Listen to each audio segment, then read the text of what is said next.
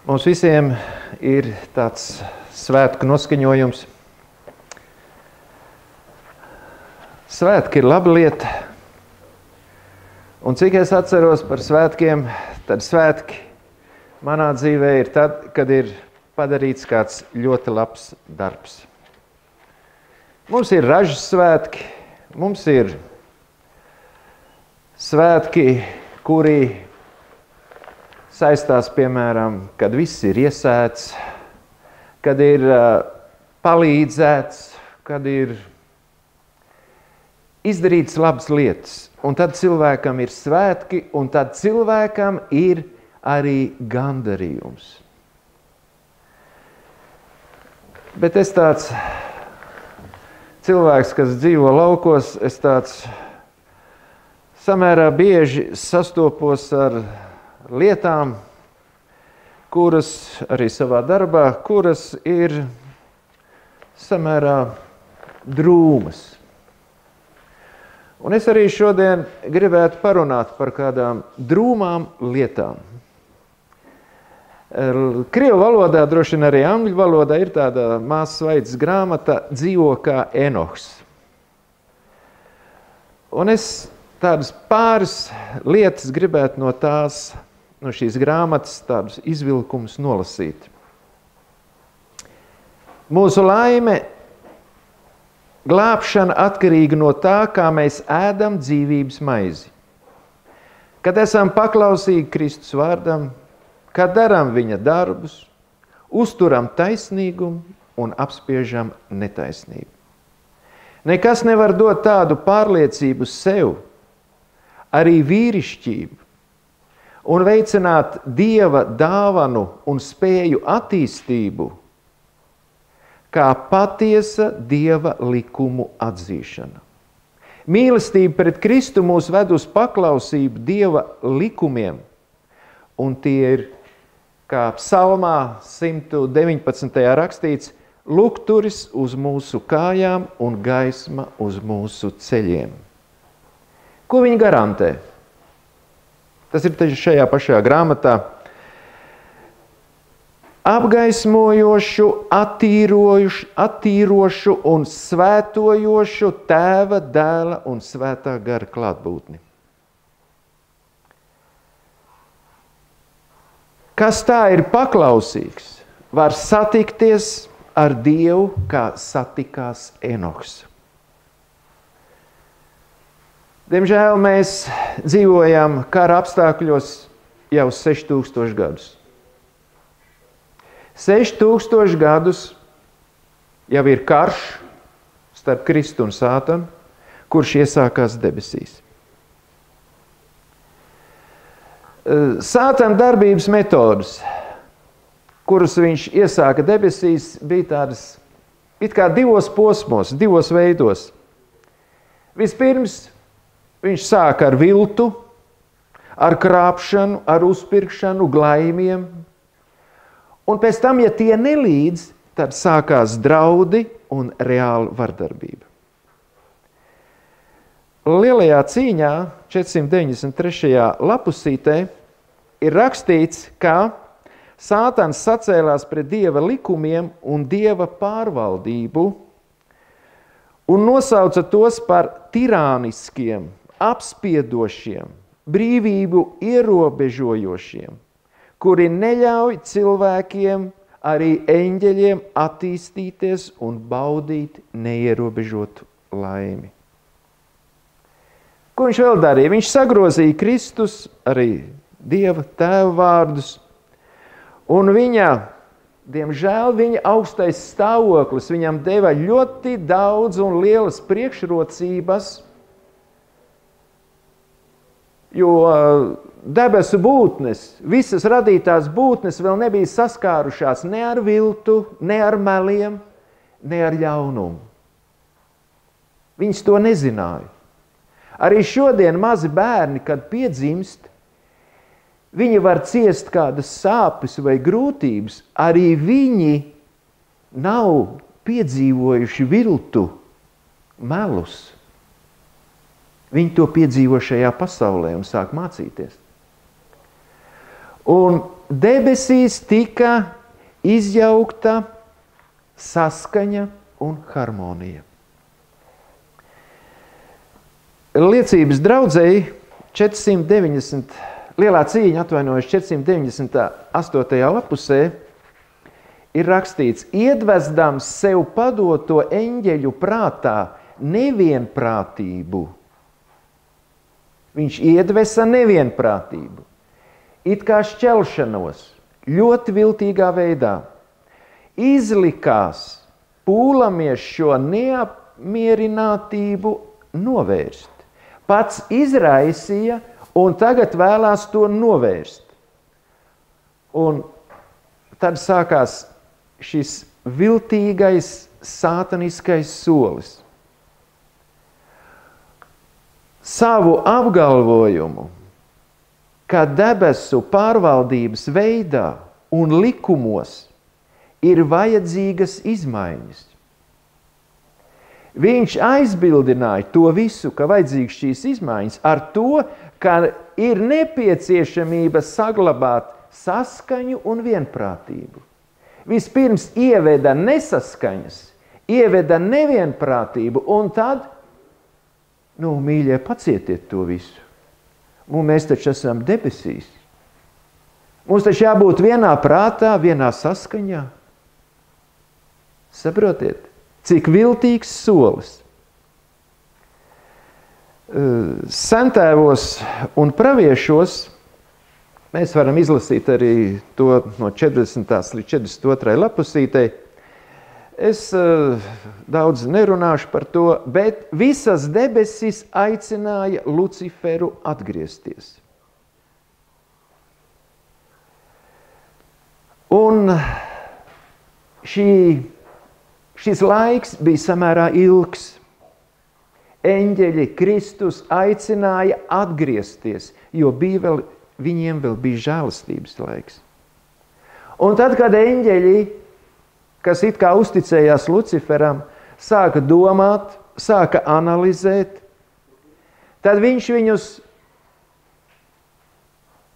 piekrāpa ar ko? Jūs esat aizgājuši par tālu. Jums vairs nav cerības. Un viņi pieņēma šos melus. Lielākā daļa. Daļa atgriezās, bet daļa pieņēma. Šodien it kā ir otrādi. Šodien Lucifers, ko viņš saka? Jūs grēkojat, bet jums taču piedos. Tas nekas, kad atkārtojam šīs nelabās lietas savā dzīvē. Tas nekas, ka šis ļaunums arī atkārtojot ļaunās lietas nostiprinās mūsu raksturā. Un mūsu raksturs izšķir mūsu mūžību.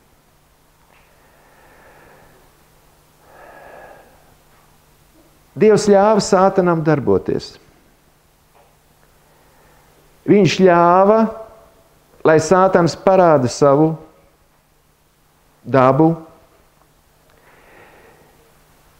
Sātans varēja izmantot visu neiekļauto. Dievs varēja izmantot ko? Tikai patiesību un taisnību. Atklāsmes 12. nodaļā, ja mēs lasām, mēs jau zinām šos pantus, ka karš iesākās kur? Debesīs. Un šajā nodaļā, ja mēs lasām 12. nodaļu, 7. pantā, tur ir rakstīts izcēlās karš debesīs. Oriģinālajā tulkojumā ir rakstīts izcēlās strīds debesīs.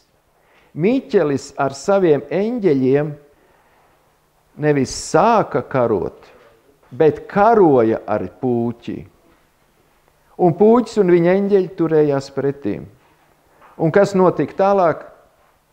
Debesis tika atbrīvotas no Sātana klātbūtnes, no Sātana pakļauto eņģeļu klātbūtnes, un tur iestājās harmonija un saskaņa.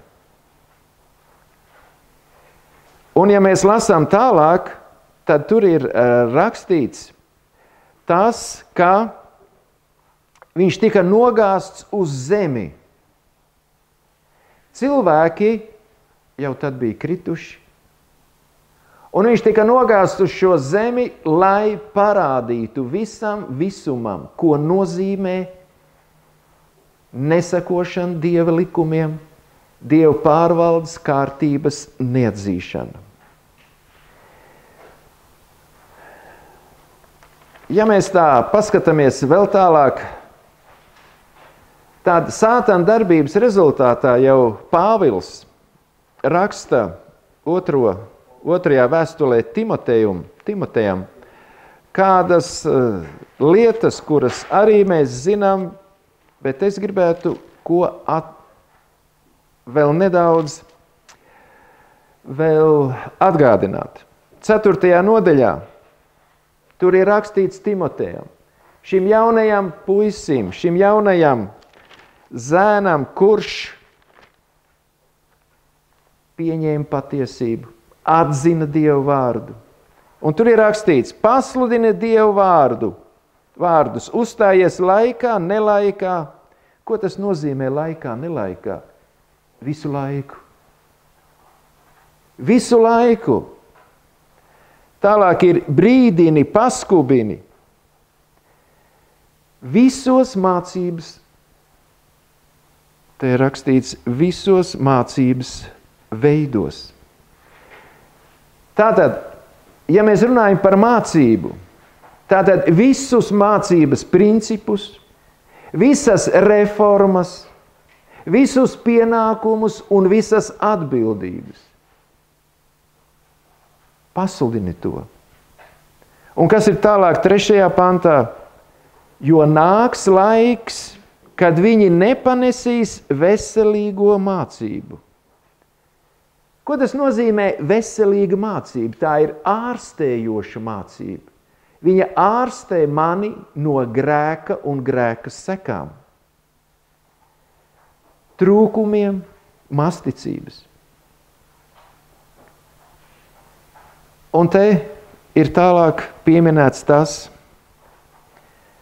ka viņi šo mācību nepanesīs, bet uzkraus sev mācītājus pēc pašu iegribām, kā ausis niez. Pirmajā, ko tas nozīmē, kā ausis niez? Tas nozīmē to, ka tā būs iztapšana savam es, sekošana savam es, un pirmajā vēstulē Timotejam 3. nodaļā, tur ir rakstīts par šīm pēdējām dienām, šie pirmie 5 panti, un 5. pantā ir uzrakstīts, izrādīdami ārēju svētbijību, bet tās spēku noliekdami. Tātad, kas ir ārēja svētbijība? Tātad es eju uz draudzi, es it kā ievēroju šos likumus, es strādāju, es varu kalpot, bet, ja es noliedzu spēku, tad es noliedzu to, ka man vajadzīga sirds pārveidošana. Sirds pārveidošana, ko var izdarīt Dievs, ko var izdarīt svētā gara darbība. Tātad pārveidošana, tas nozīmē, ka manā sirdī ir jāieraksta šie Dieva likumi. Man ir jāieraksta šis Kristus raksturs, kad manā sirdī ir jānotiek svētošanās procesam. Un tad ir rakstīts, no tādiem izvairies. Neizvairies kā no cilvēka, bet izvairies no viņa piemēra, no viņa mācības. Un te ir tālāk 7. pantā, kas vienmēr mācās un nekad nevar nonākt pie patiesības atziņas. Cik bieži arī es sev pie tā arī noķeru, es taču zinu, es taču mācos, kāpēc es paklūpu vienā otrā vietā. Kāpēc es nevaru dzīvot tā, kā tur ir uzrakstīts? Un gala rezultāts ir tāds, ka cilvēks vai nu izšķirās šo cīņu turpināt ar savu es, vai nu arī viņš meklē mācītājus, kas nomierinās viņa sirdi, tāpat kā Sātans to dara šodien. Viņam ir vienalga, cik tu esi dievbijīgs. Galvenais, lai tevī paliek kāds apzināts grēks. Tas tāpat kā kuģis. Var peldēt pa jūru, ja viņam nav neviena cauruma, viņš nenogrims. Vajag tikai vienu caurumiņu, lielu vai mazu, tas ir cits jautājums. Viņš nogrims. Nogrims šajā pasaules jūrā, nogrimsim arī mēs, ja mums būs kāds caurums. Kur? Bauslības un liecības žogā, kā to Jesē raksta. Ka mēs esam šo drupu novācēji un mūra atjaunotāji. Mums ir jāatjauno pilnīgs šis sava Dieva nama mūris. Ja viņš nav atjaunots, tur paliek caurumi. Un tad visādi mācība vēji un visāds ļaunums tur var ienākt iekšā. Tālāk, 4. pantā, te ir rakstīts ļoti tādas nevisai labas lietas. 3. nodaļas, 4. pantā. Nodevēji, pārsteidzīgi, uzpūtīgi. Saprotiet, kādi var būt cilvēki, ja nav viss mūris uzbūvēts bez caurumiem un nav atjaunots. Tālāk, ja mēs vēl paskatāmies 2. Timotejum šo vēstuli 4. nodaļas 4. pantu, un novērsīs ausis no patiesības, bet piegriezīsies pasakām.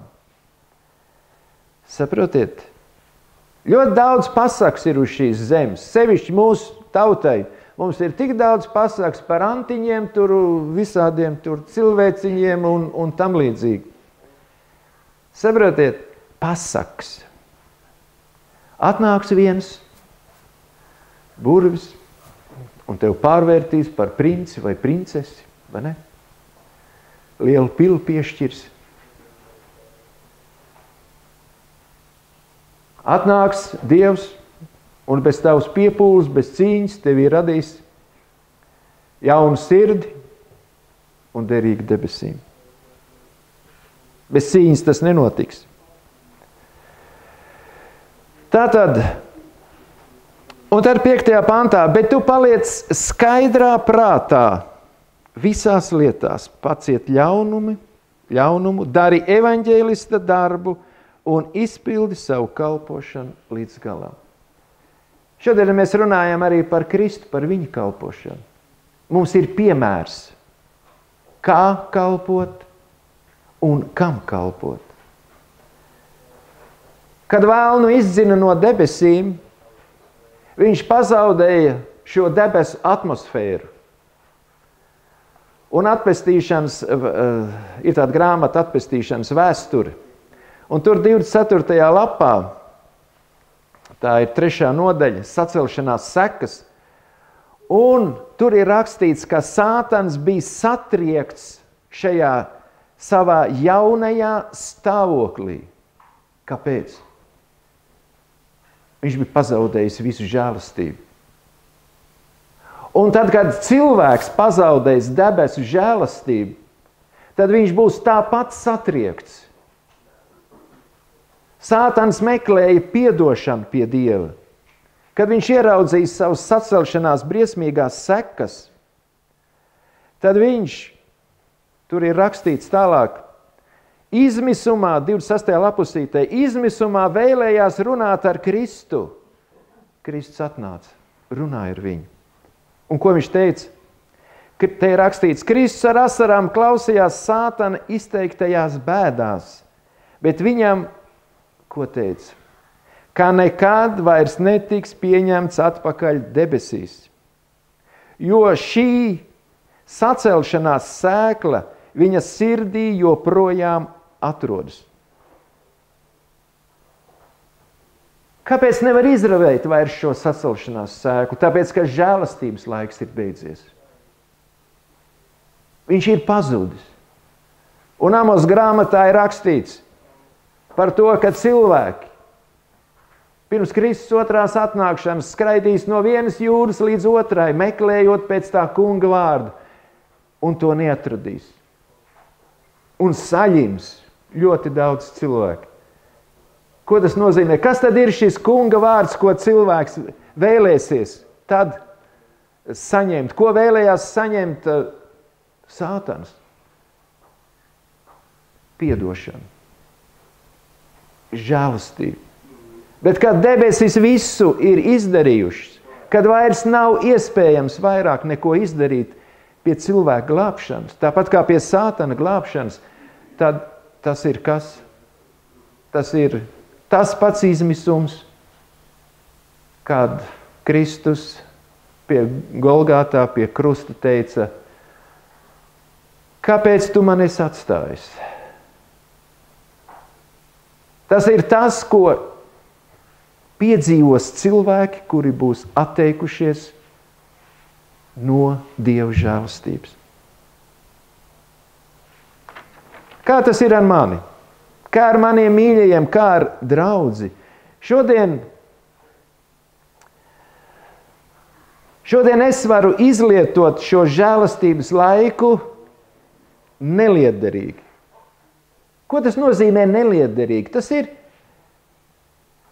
sekot vēlnam, sekot savām iegribām, savām tieksmēm.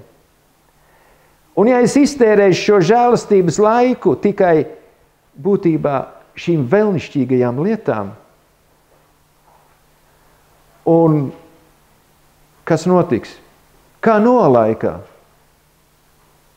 Šķirsts ir izveidots, durvis ir atvērtas. Dzīvnieki, putni, visi dodās šķirstā, visiem ir, kā lai pasaka, mutes vaļā. Viņi neko nevar saprast, kas notiek. Un tad atnāk liels eņģelis, bet viņi nedodās šķirstā. Viņi nevar pazemoties. Kāpēc? Tāpēc, ka žēlastības laiks ir beidzies. Tāpēc, ka filozofiskā prātošana par pestīšanu, par žēlastību, kas ir patīkami cilvēcīgām sirdīm, ir izdarījis savu darbu, un viņi nav atgriezušies, nav atsaukušies.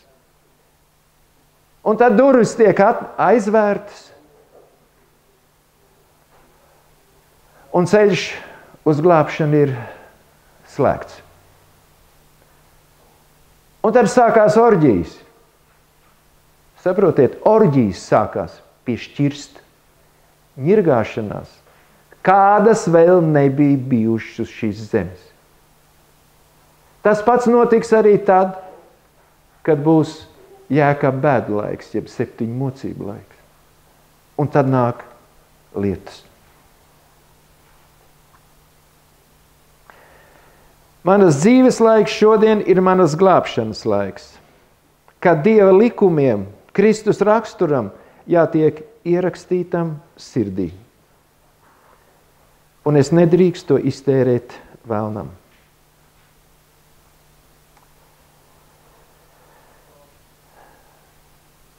Šodien mēs runājam par evaņģēliju pasludināšanu. Mēs runājam par šo Kristus metodi. Un tad es negribu varbūt ironizēt, bet padomāt un analizēt. Kā izpaudās Kristus kalpošana uz šīs zemes? Kā tas izpaudās Noa laikā? Kā tas izpaudās Lata dienā? Kāds bija viņa evaņģēlijs pie Samarijas akas, Sīmaņa namā, pie laulības pārkāpējas? Kāds evaņģēlijs bija pie Caķeja, pie Triekšķertā? Kāds evaņģēlijs bija Betesdā?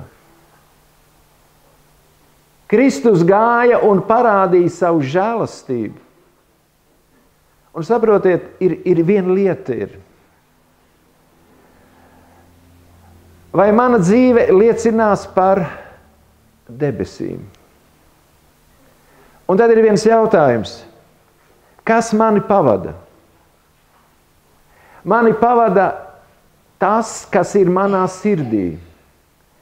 Ja Dievs ir manu sirdi pārveidojis, cik es esmu sapratis, ja es esmu nožēlā atzinis savus vainas, saņēmis piedošanu, tad kas man pavada? Dieva eņģeļi, svētā gara klātbūtne. Un tur, kur es eju, tur šī klātbūtne uzrunā cilvēkus, visus cilvēkus, gan labus, gan ļaunus. Un šī klātbūtne ko dara?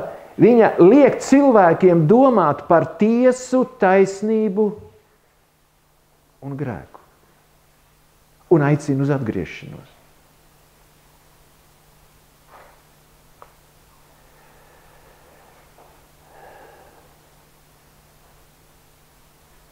Mums ir jāsaprot, kāda vēsts šodien man ir jāsludina. Mēs zinām, tā ir trīskārtīgā eņģeļa vēsts, bet ir jautājums, kas mani pavada šo vēstu sludinot. Ja mana sirds ir salīdzinājusies ar Dievu, tad šo vēsti pavada dievišķais spēks un izdara izmaiņas uz cilvēkiem. Visur, kur es eju. Klusējot vai runājot, sludinot vai darot kādus žēlastības darbus vai kalpojot. Tas ir tas jautājums, kas mums jāatrisina šodien, lai mēs būtu kā viņa liecinieki. Ebrejiem 3. nodaļā ir rakstīti vārdi. Tur no 7. līdz 8. pantam. Tāpēc, kā svētais gars saka, šodien, ja dzirdēsiet viņa balsi, neapcietiniet savas sirdis, kā sarūktinājumu, kārdinājumu dienās tuksnesī.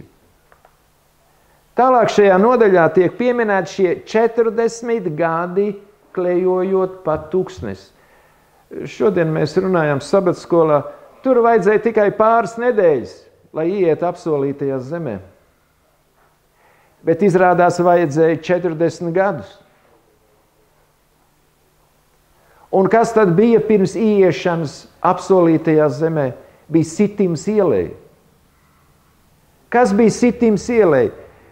Auglīga ieleja, ūdens pa pilnam, barība pa pilnam, miers.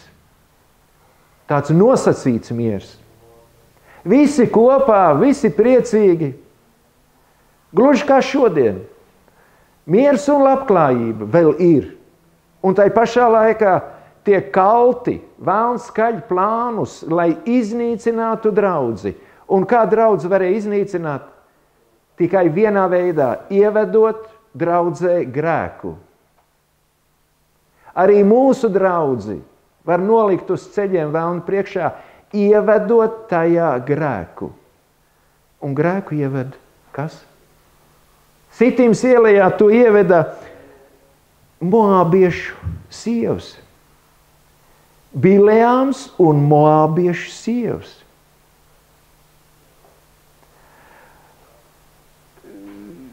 Un kas tad ir šis Bileāms? Tas ir šodienas atkritušais protestantisms. Kas šodien ir šīs moābiešu sievas? Tātad tā ir būtībā šī ekumēniskā kustība.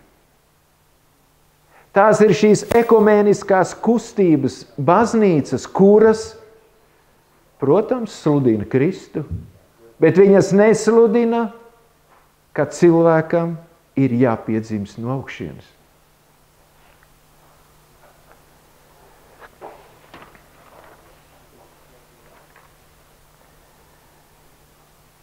Ar ko viņas mums uzbrūk? Uzbrūk ar standartu pazemināšanu. Nav jau tik svarīgi, tev Kristus ir jāmīl. Viņas uzbrūk ar visatļautību. Viņas uzbrūk ar kompromisiem, ar mīlestību, kurai nav pamata, bet kurai ir tikai skanošs zvārguls un patīkam manai miesīgajai sirdī. Ja mēs lasām 4. Mūzes grāmatu, 25. nodaļu, tad tur pieminēti ir šie notikumi. 4. Mūzes 25. nodaļa. Varbūt atšķiriet, palasīsim.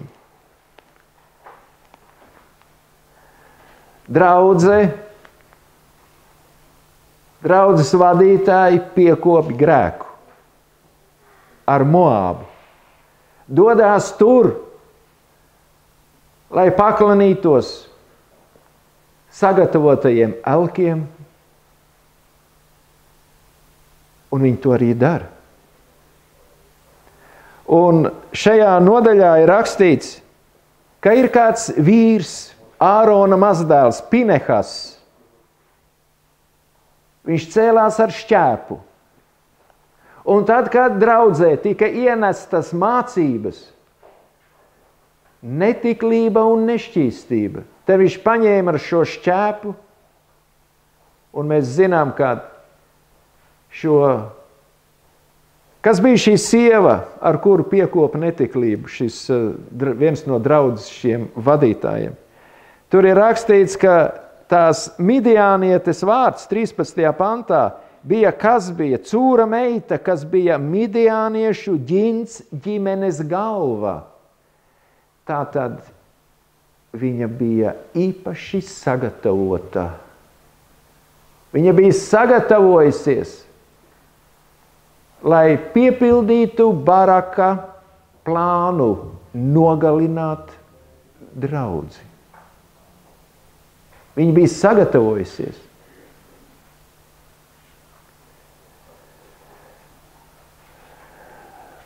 Un te ir tālāk rakstīts, ko darīja šis Pinehas, Eleazara dēls un Ārona dēla dēls. 11. pantā. Dievs saka, ir novērsis manu dusmu kvēli no Izraēla bērniem ar to, ka viņš ietegās savā dusmu kaislībā viņu vidū, tāpēc neskatoties uz manu dusmu kvēli, es neesmu pilnīgi iznīcinājis Izraēla bērnus. Viens cilvēks novērsa tautas bojāju. Arī šodien mēs varam būt ļoti dažādās attiecībās ar Dievu, jeb dažādā attieksmē pret Dievu patiesību. Bet draudz pastāv tāpēc, kad ir cilvēki, kuri ir salīdzinājušies ar Dievu.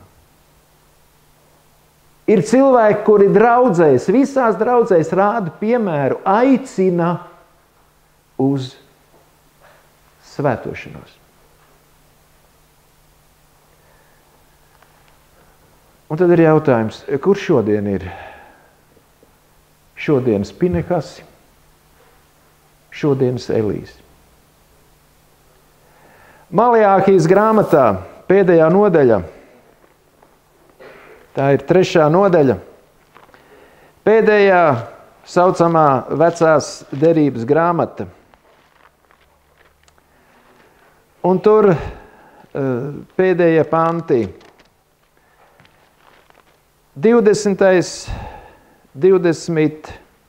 4. pants. Un tur ir rakstīts, bet jums, kas jūs manu vārdu bīstaties, uzlieks taisnības saule un jūsos ieplūdīs dziedinājums no šīs saules spārnu gaismas. Un jūs varēsiet staigāt iekšā un ārā, lēkādami kā barojamie teļi. Jūs samīsit bezdievīgos, jo viņiem būs kļūt par pīšļiem zem jūsu kājām. tai dienā, kuru es būšu nolicis, saka tas kungs Cebauts. Atcerieties Mūzus mana kalpa likumus, ko es viņam kādreiz pavēlēju, izveidot visa Izraēla labā, Horebā kalnā, kopā ar visiem baušļiem, iestādījumiem un tiesiskiem rīkojumiem. Tā ir pēdējā grāmata vecajā derībā. Tas ir aicinājums visām pārējām paudzēm līdz Kristus otrajai atnākšanai. Jo tālāk ir rakstīts 23. pantā. Redzi, es sūtīšu pie jums pravieti Eliju, iekams nāks tā kunga lielā un šausmu pilnā diena. Viņam būs jāpiegriež tēvu sirdis bērniem, bērnu sirdis saviem tēviem, lai man nebūtu jānāk un nebūtu jāapkrauj visa zeme ar savu lāsta smagumu. Padomāsim par to. Laika zīmes 22. aprīlis 1903. gads. Tāds ļoti brīnišķīgs citāts. Mēs tikām radīti tāpēc, ka bijām vajadzīgi. Dievam bija vajadzīga cilvēku rase. Dievam vajadzēja kādus, kas palīdzētu viņām apgāst Lucifera apvainojums. Saprotiet, visa universa priekšā. Mēs šodien sakām, draudzes galvenais uzdevums ir pasludināt evaņģēliju. Draudzes galvenais uzdevums ir paaugstināt Dievu šai pasaulē un apgāst visas maldu mācības, kuras šodien ir uz šīs zemes. Un tad ir otrais uzdevums pasludināt evaņģēliju. Review and Herald 24. februāris 1874. gads. Ja cilvēku rase būtu paklausīga, tad pēc zināma laika kļūtu līdzīga eņģeļiem. Tas apgāstu sātana apgalvojums, ka Dieva likumi bija ierobežojoši, neļauj saprātīgām būtnēm pacelties augstākā pastāvēšanas stāvoklī. Tas ir tulkots tā, kā valoda nav īsti varbūt pareiza un tam līdzīgi, bet šī doma. Atpestīšanas vēsturē no 27. līdz 28. lapusē, tādā saīsinājumā es tā saviem vārdiem.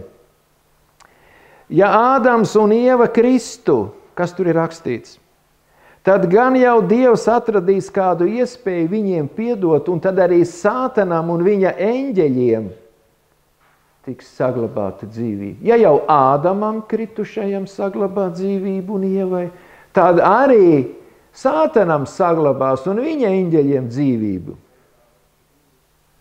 Un ja ne, tad kāds bija sātana plāns? Kopā ar Ādamu un Ievu iekarot ēdeni, nonākt pie dzīvības koka un tā dzīvot mūžīgi. Tāds bija viņa plāns. Jo šajā grāmatā ir rakstīts tas, ka sātana plāni balstījās uz ko? Ka Dievs ir žēlastība un Dievs ir taisnība. Saprotiet? Cik viltīgs un cik, krieviski ir kovārnī, jeb pazudinošs, asiņains bija šis plāns.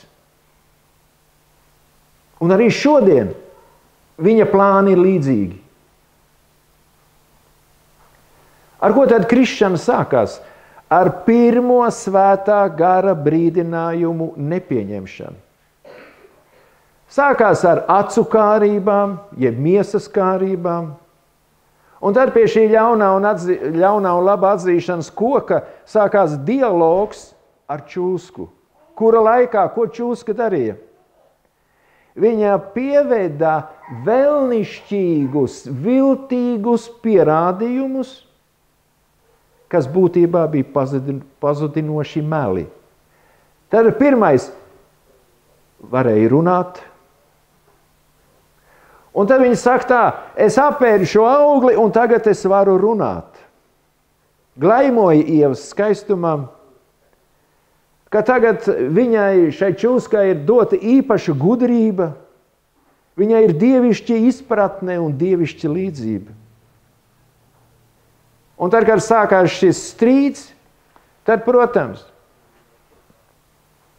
radītā būtne, kura bija svēta un taisna, bez grēka, krita. Bet Bībele runā par Ādama grēku. Kas tad ir Ādama grēks? Ādams saprata, kas ir noticis.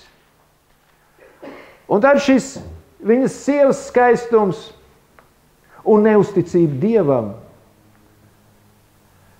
lika ko darīt? Apzināti grēkot. Un gala rezultātu mēs šodien redzam karus un visu pārējo, vai Ādams to saprata, kāds būs rezultāts. Tāpat kā Sātans nesaprata, ko tas nozīmē sacelties pret Dievu. Tāpat arī Ādams tajā laikā nesaprata. Mēs šodien saprotam, kāds ir grēks seks. Te minēja par to, kas notiek Ukrainā. Te min, kas notiek visā pasaulē, cietumos uz ielām, viss šī vardarbība, šī nežēlība. Vai mēs to saprotam, kad tas mans mazais grēks arī tur ir pielicis lielu daļu, lai tas tā notiktu? Mans mazais grēks liek šodien vēl joprojām sprāgt bumbām, nogalināt cilvēkus. Un vispārējo. Mans mazais grēks to dara.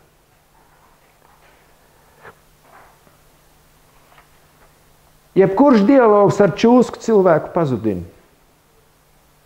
Jebkurš dialogs ar savām miesīgajām tieksmēm manā sirdī mani pazudinās. Un vienīgais, kas var pasargāt, stāv rakstīts. 32. psalms. Atšķirsim 32. psalmu.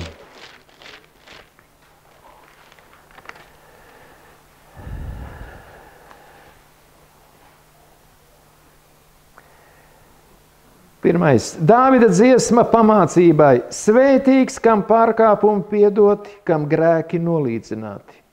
Svētīgs tas cilvēks, kam tas kungs nepieliedzina viņa vainu, kuras sirdī viltības nevaida. Un tad tālāk 5. Tad es atzinos tev savos grēkos un neapslēpu savas vainas. Es sacīju, es izsūdzēšu tam kungam savus pārkāpumus, un tu piedevi manu grēka vainu. Kas ir sela? Šis vārds sela. Slāva pateicība Dievam. Visur, kur ir šis vārds sela.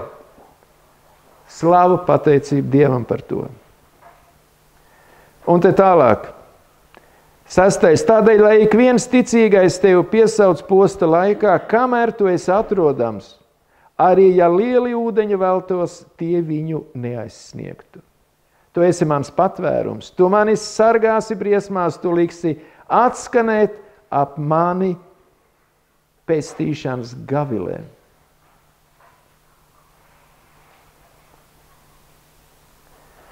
Un tālāk ir rakstīts 9. pantā.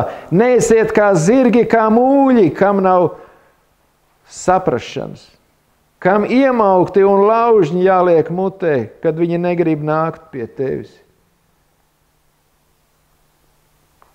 Ko tad lauznis dara? Kāpēc tad tas mūlis un tas zirgs iet, kur vajag? Tāpēc, ka viņi dara sāpes. Vai tiešām cilvēkam ir jāpiedzīvo bēdas, nelaimes, ciešanas, slimības, lai viņš vēlētos atgriezties pie Dieva?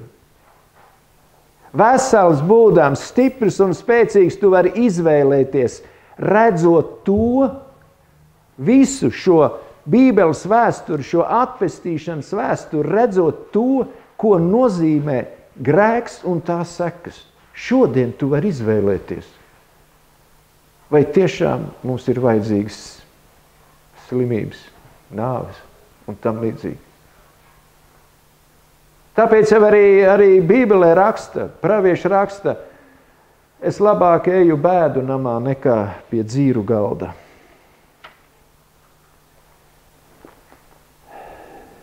Jo kāds ir Dieva princips?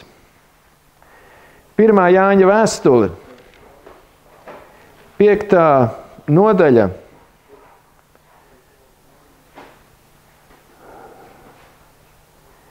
1. Jāņa vēstule, 5. nodaļa, un tur 18. pants. Mēs zinām, ka ik viens, kas no Dieva dzimis, negrēko, bet tas, kas no Dieva dzimis, pasargā sevi un ļaunais neaizskar viņu. Arī es sev varu pārbaudīt, arī man ir vajadzīga šī jaunpiedzimšana. Mums visiem ir vajadzīga. Jāņa evaņģēlijā Jānis Kristus saka, vēlnam par mani nav nekādas varas. Kāpēc nav? Tāpēc, ka mūris ir pilnīgs. Tam kuģim nav neviena cauruma. Viņš nenogrims. Un tā ir jaunpiedzimšana, uz ko mums ir jāiet. Arī man.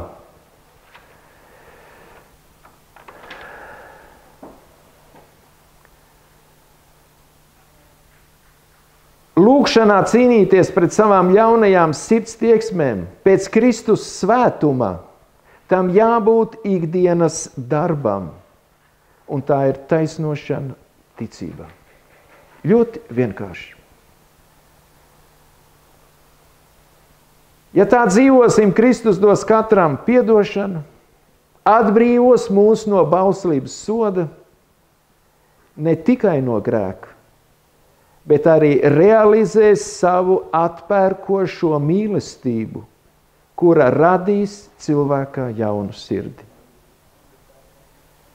5. liecībās, tur ir 412. lapusīte par kādu brāli. Māsa Svaita to raksta. Viņa rakstā, brāļa pēsaites ar pasauli izrādījušās par lamatām viņam pašam un citiem. Jūs saprotiet? Mans grēks, jeb mana saistība ar nelabām pasaulīgām lietām ir posts ne tikai man, bet arī visiem pārējiem. Arī draudzei tas ir posts. Ak, cik daudzi piedauzās pie tādas dzīves, tiem paliek iespējas, ka no cilvēka netiek prasīts vairāk nekā kā spērt pirmos atgriešanās soļus, nožēlot, ticēt un tikt kristītam. Tomēr tā ir liktenīga kļūda. Visu dzīvi ilgst sasprindzināta cīņa par sava es pakļaušanu, par svētumu un debesīm. Šai cīņā nav atelpas brīžu, ir jāpūlās neatlaidīgi un nepārtraukti. Ar neatslāpstošu enerģiju jācenšas pēc kristīgas skaidrības, godīguma un stingri jāapņemas to saglabāt.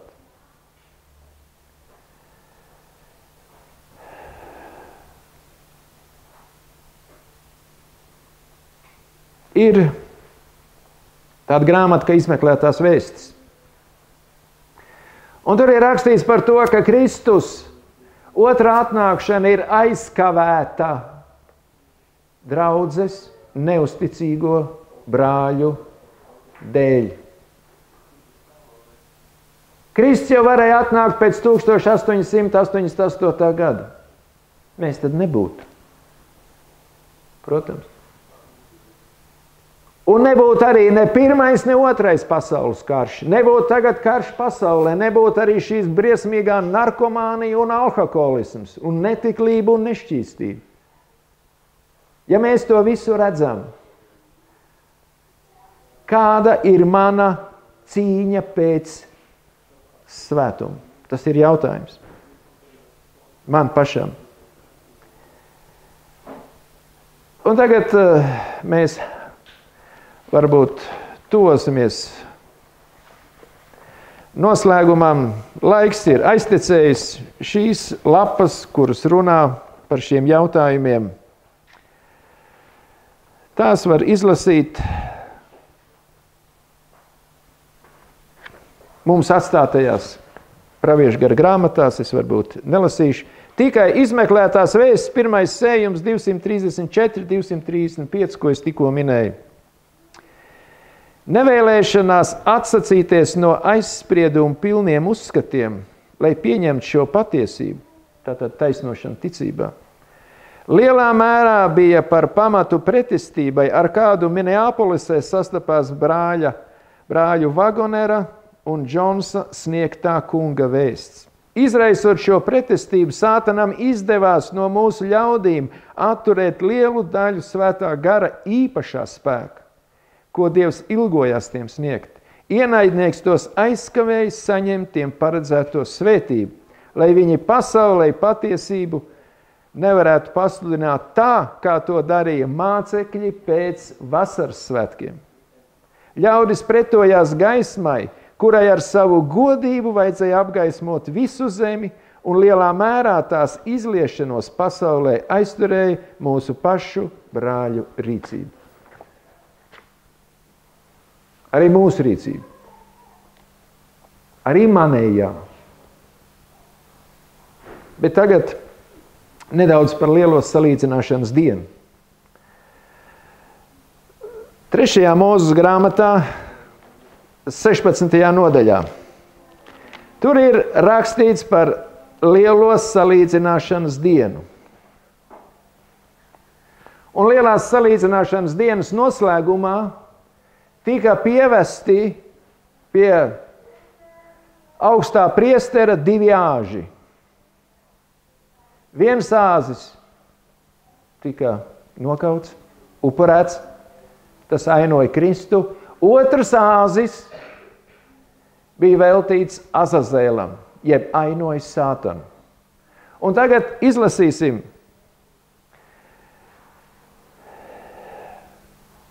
20. pantu tikai. 16. nodaļa, 20. pants. Un tikai pēc tam, kad viņš ir beidzis salīdzināties, ir svētnīcā, ir saiešanas teltī, ir pie altāra, tad, lai viņš pieved dzīvo āzi. Tātad, ko tas nozīmē? Mēs saprotam, ka tajā laikā lielā salīdzināšanas diena bija reiz gadā.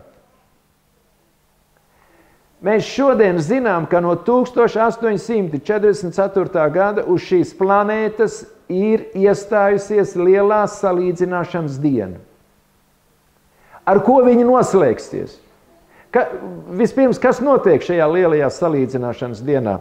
Te ir rakstīts 20. pantā. Kad viņš ir beidzis, tātad ir salīdzināšanās svētnīcā, saiešanas teltī, pie altāra. Šodien ir vēl žēlastības diena, kad vēl notiek mana salīdzināšanās. Kad man vēl ir iespēja salīdzināties caur augsto priesteri Kristu svētnīcā, vissvētākajā vietā. Kas bija vissvētākajā vietā? Derības šķirsts, bauslības grāmatas. Un kas vēl tur bija? Ārona zīzlis un trauks ar mannu. Kas ir Ārona zīzlis? Ir tikai viens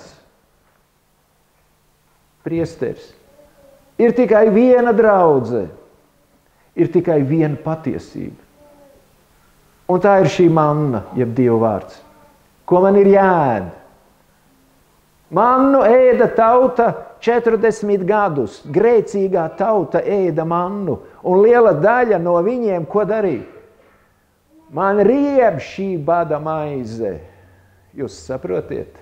Arī šodien draudzē rieb varbūt cilvēkiem Dieva maize, bet ir tie, kur to pieņem un labprāt ēd. Un tad pienāk brīdis, kad tāpat kā augstais priesteris senatnē beidz savu kalpošanu, tāpat pienāks arī brīdis, kad Kristus beigs savu kalpošanu vissvētākajā vietā un vairs nebūs iespēja atgriezties. Tāpat kā velnam žēlastības laiks būs beidzies. Un tad te tālāk. Un pieved dzīvu āzi. Un lasīsim. 21. pāns. Ārons, lai liek abas savas rokas uz dzīvā āža galvas, viņam jādara zināmas visas Izraēla bērnu vainas, viņu pārkāpumu un viņu grēki, un tie viņam jāliek uz āža galvas. Viņam jāliek uz āža galvas. Jūs saprotiet? Grēks, neviens grēks nekur nepaliek. Grēks ir materiāls, jūs saprotiet? Un grēks kaut kur ir jāliek. Vai nu viņš paliek uz paša grēcinieka, vai arī viņš ir jāuzliek velnam, kurš ir grēka autors. Un tikai tad grēcinieks kļūst brīvs no vainas. Un te pienāk brīdis, kad arī šodien debes svētnīcā Kristus uzliek. Debes svētnīcā vēl žēlastības laikā ienāk šie izsūdzētie grēki, kuri tālāk tiek vēlnam uzlikti. Vēl jau nav laiks, kad viņu aizvedīs tuksnesī. Vēl nav laiks. Bet tāds laiks pienāks. Un tālāk mēs lasām. Un tas jāizdzen tuksnesī ar kāda labprātīga cilvēka roku. Ja mēs šodien runājam par šo pēdējo laiku un izmeklēšanas tiesu, tad izmeklēšanas tiesai beidzoties šie visi grēki ir uz Sātanu un nav uz izglābtā cilvēka. Un cilvēks ir brīvs. Kristus upuru un kalpošanas dēļ. Un redziet, ko šis cilvēks darīja senatnē? Viņš aizveda, ir rakstīts, pie rokas. Kāpēc ved šo āzi pie rokas? Lai viņš nekur neaizmuktu. Un uz kurieni ved? Uz neauglīgu zemi. Krievu valodā, sinoidālā tulkojumā ir šī zeme ir Ņeprahaģimaja. Tātad tur nevar iziet cauri. Tur nav iespējams iziet. Tā ir zeme 1000 gadu laikā pēc Kristus otrās atnākšanas. Un viņu atstāja vienu ar visiem viņa grēkiem. Lasiet lielo cīņu, beigu nodaļas, tur tas ir uzrakstīts. Tas ir šodienas izpratnē vēlns paliek bez iespējām kādu kārdināt, jo šīs zemes vairs nav nevienas dzīvības. Un kā šo labprātīgo cilvēku sauc, tur ir rakstīts, krieviski ir naročnī. Tātad pie rokas. Kam pie rokas? Augstajam priesterim pie rokas. Tātad labprātīgs cilvēks, kas ir augstajam priesterim pie rokas. Tas nozīmē, ka viņš ir salīdzinājies. Kad tajā laikā, kad tas āzi tur ved, viņu nekas neietekmēs uz krišanu, uz grēkošanu. Un kas šodien ir šis cilvēks, kas ir Kristum pie rokas? Kas izies cauri Jēkab bēdu laikam, tie ir 144 000. Māsai Vaitai kādreiz eņģelis teica tādus vārdus. Ja tu paliksi uzticīgi līdz galam, tu būsi 144 000 vidū. Ja tu paliksi uzticīgi līdz galam. Ko šie 144 000 apliecinās? Visam universam, arī Sātanam un viņa eņģeļiem. Un viņi arī pierādīs to, ka visas Sātana apsūdzības pret Dievu, viņa likumiem, pārvaldes kārtību ir meli un attaisnos Dievu, attaisnos visus viņa likumus, viņa pārvaldes sistēmu. Tāpēc cilvēks tika radīts, lai viņš to izdarītu.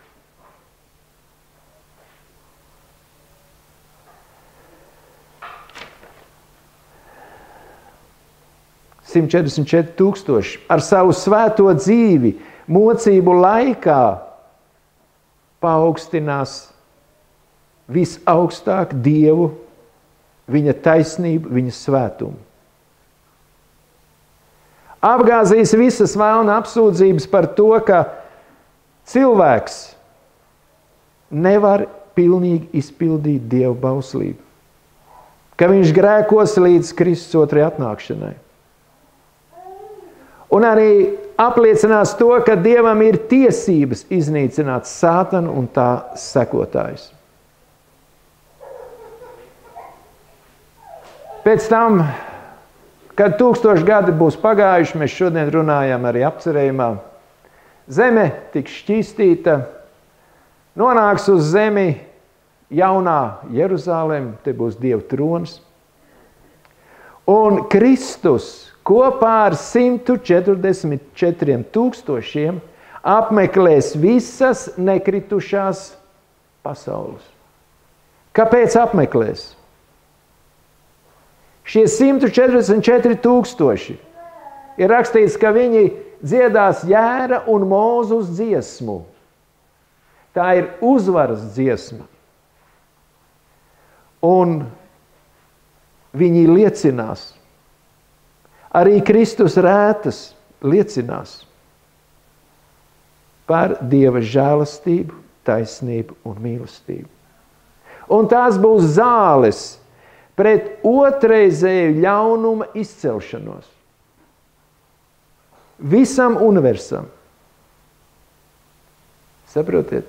Mums te nesen bija kaut kādas viltus zāles, ko tur špricēja cilvēkiem, ja? Bet šīs būs patiesas zāles.